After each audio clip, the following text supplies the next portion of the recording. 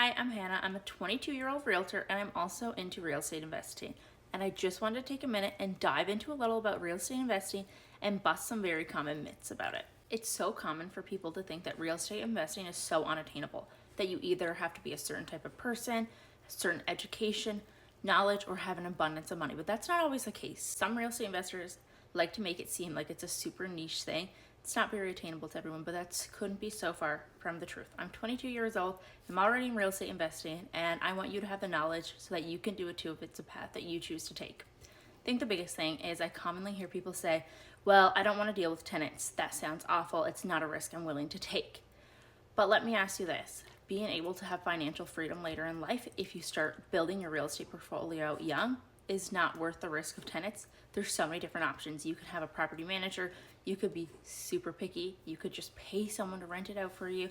There's so many options, and if you really take the time to be very selective and do a lot of research on people, I'm sure you can find great tenants because there's great tenants out there. Anything that is high reward is also high risk, so it just goes hand in hand. It's just something that you have to deal with. One of the biggest questions I get asked is, how am I going to save 20% to buy a rental? Here's the thing, you don't have to.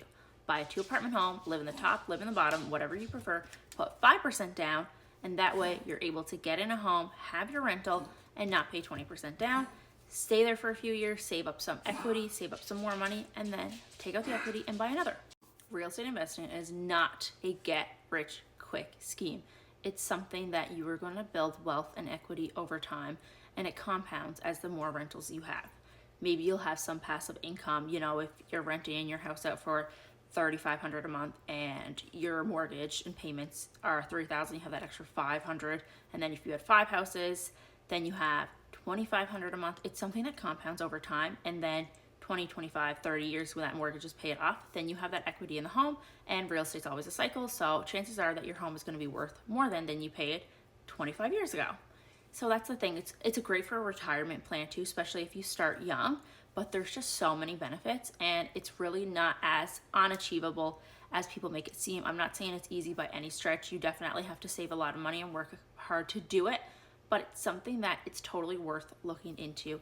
And if it's something that you're considering and you want a realtor that actually is doing real estate investing firsthand, I would love to have a chat with you. So feel free to reach out.